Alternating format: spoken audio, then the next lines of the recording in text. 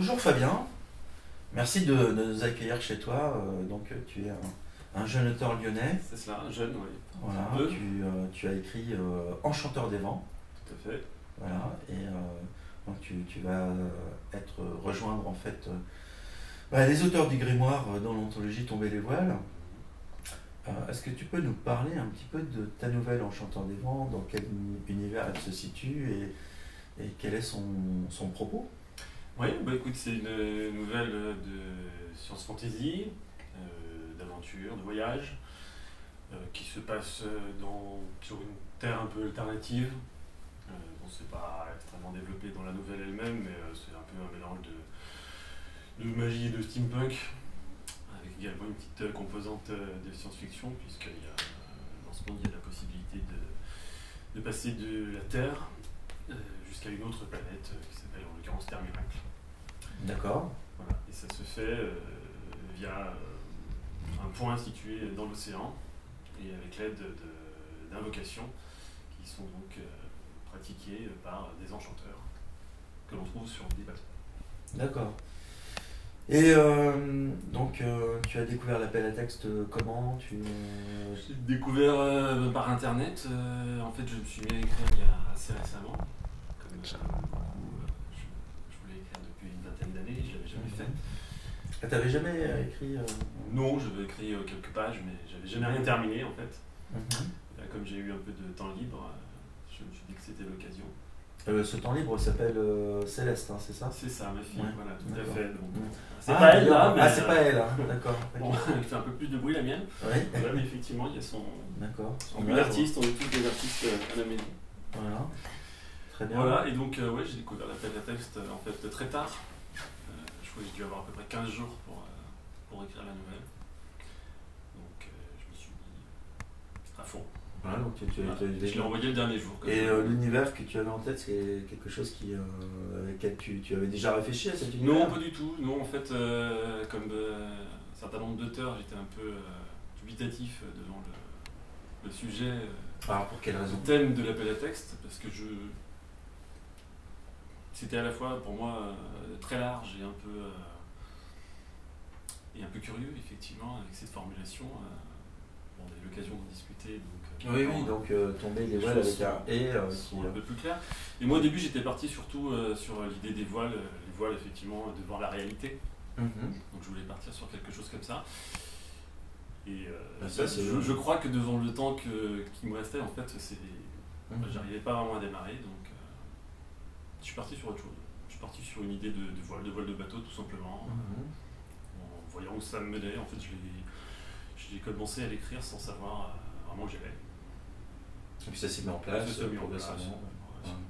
Ok. Et donc tu es un écrivain sous influence littéraire. Je veux dire sous influence. Sous influence peut-être aussi. Voilà, oui, mais Voilà. littéraire. Influence, ouais, la bière. Oui. Effectivement. Oui, et sinon Mais les auteurs. l'éditeur aussi est sous influence. Oui, bien sûr. Voilà. Bien sûr. L'auditeur n'est que dans des automatismes de pensée. C'est normal. Oui. Et effectivement, ouais, moi je suis assez influencé par tout ce qui est science-fiction classique. Science-fiction un peu de l'âge d'or. L'âge d'or américaine. Voilà, Simac, Ouais. Van Vogt. Oui, très bien. Ouais, Et donc ensuite Vance, donc beaucoup. Les jeunes lecteurs ont de quoi lire. Hein, Voilà. Frank Herbert. Il n'y a pas que le trône de fer. Il n'y a pas que le trône de fer, c'est voilà, très bien aussi, mais on s'en regarde un peu quand même. Oui. Bon. Non, il y a ça, qu'il y a beaucoup de choses, c'est dommage parce que c'est dommage la qu'en fait. science-fiction est un petit peu tombée en désuétude. Et il y a quand même assez peu de rééditions, il y en a, mais c'est toujours les mêmes. Des fois, il y a des choses très bien. Là, j'ai vu une belle réédition d'Asimov. Allez-y, courez, lisez-la.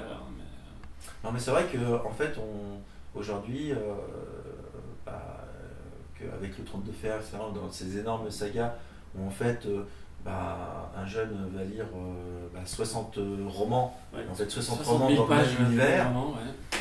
C'est quelque part, en fait, il est sur des rails, et son imaginaire est sur des rails, et donc il ne s'aperçoit pas en fait qu'il y a une multitude, vraiment une multitude d'univers, une multitude de propos, et que des auteurs de l'âge d'or, de la SF américaine, mais aussi des auteurs français qui ont écrit bien avant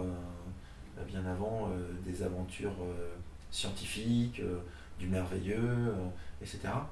Donc en fait, ça permet aussi de lire des proses un peu différentes, quoi. C'est intéressant. Voilà, des livres langage, comme des auteurs de voilà. fantasy aussi qui ont été oubliés, hein, ou qui en tout cas que les jeunes ne connaissent pas, comme Leiber, qui mériteraient d'être découverts. Moorcock, Oui. Enfin, Qui connaissent, ils connaissent, mais qui l'a lu voilà. parmi les jeunes. Voilà. Je veux dire, c'est.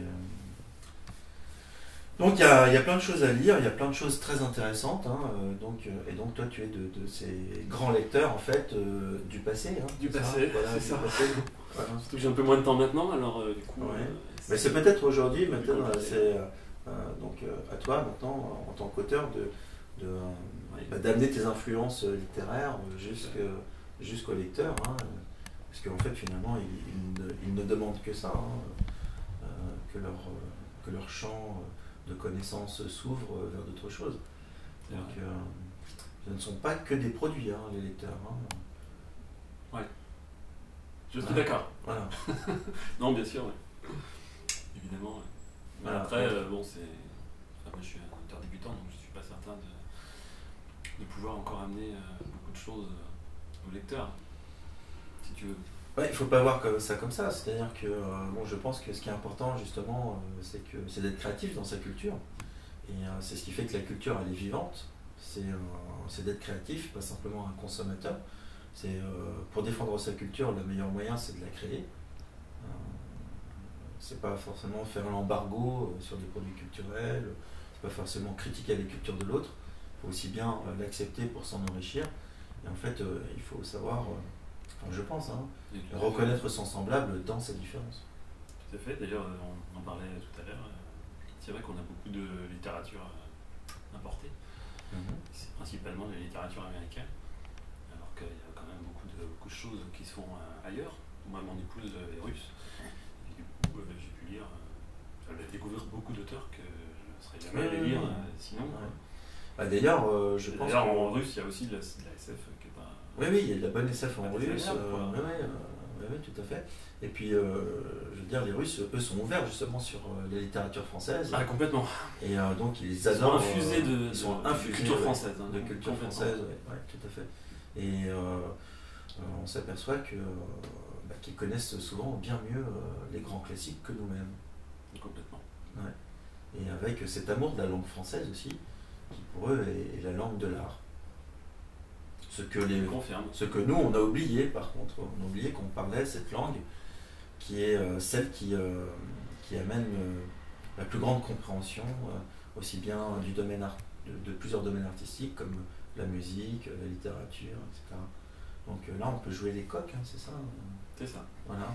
Donc, voilà. Mais c'est vrai qu'il faut bien le souligner, quoi. C'est-à-dire que pour que la culture soit vivante, il faut être créatif. Et justement. Et c'est ce qu'on essaye de faire. Voilà. Donc bravo. Donc l'Enchanteur des Vents. Tout à fait. Donc un auteur peut-être qui t'a plus influencé qu'un autre. Non, ce serait injuste d'en citer un seul. Ouais. Vraiment. Donc et puis moi j'écris un peu de la fantaisie, mais je fais aussi de la littérature blanche, comme on dit. Du coup, je sais pas. Sinon moi je suis un grand fan de Sartre. D'accord. Mais là c'est pas forcément dans son message, hein, mais vraiment dans sa façon d'écrire, sa façon d'écrire, ouais. Sa façon de... Bukowski aussi. Ouais. Oui, après, je l'ai pas lu en version originale, mais il est bien traduit. Ouais, il n'a pas trop été trahi, c'est ça J'ai pas l'impression. Ouais. On connaît bien le côté un peu... bucolique. C'est ça. Et ça, je conseille à nos plus jeunes auditeurs. Oui. À partir de 6 ans, Bukowski. Oui, bien sûr. Ouais. Mais oui. Donc avec la première bière. Voilà, exactement. Et donc, quel est ton projet, par exemple, si tu gagnes le premier saison 2018, qu'est-ce que tu comptes faire? Eh bien, je compte faire la fête. Ah, mais ça doit pas durer trop longtemps. Hein, voilà. Non, j'ai pu comprendre qu'il fallait écrire un roman dans le monde dans lequel se situe la nouvelle. Donc, ça peut être un roman ou plusieurs novellas. Hein. Plusieurs novellas, effectivement. Ça peut être aussi un recueil de nouvelles qui se situe dans le même univers. Hein. Ça peut. Bon, moi, voilà, je commençais un peu à y réfléchir. J'ai déjà écrit quelques pages comme collègues, Camarades. camarades, congénères. Oui, congénères. Voilà. Semblables. Donc je pense que mon monde est assez propice à un texte plus long. Après, il faut le faire. Voilà. Tout simplement.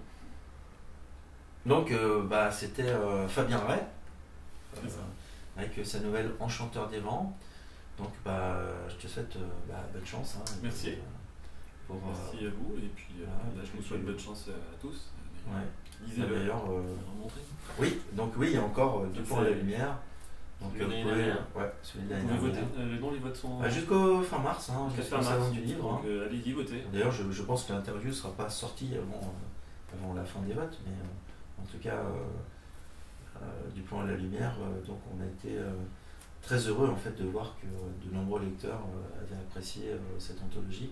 Et donc avec Tomber les voiles, j'espère qu'on apportera autant de bonheur en tout cas. Ce sera mieux encore. Voilà, et même si on ne sait pas ce que c'est que le bonheur, mais en tout cas j'espère qu'on l'apportera.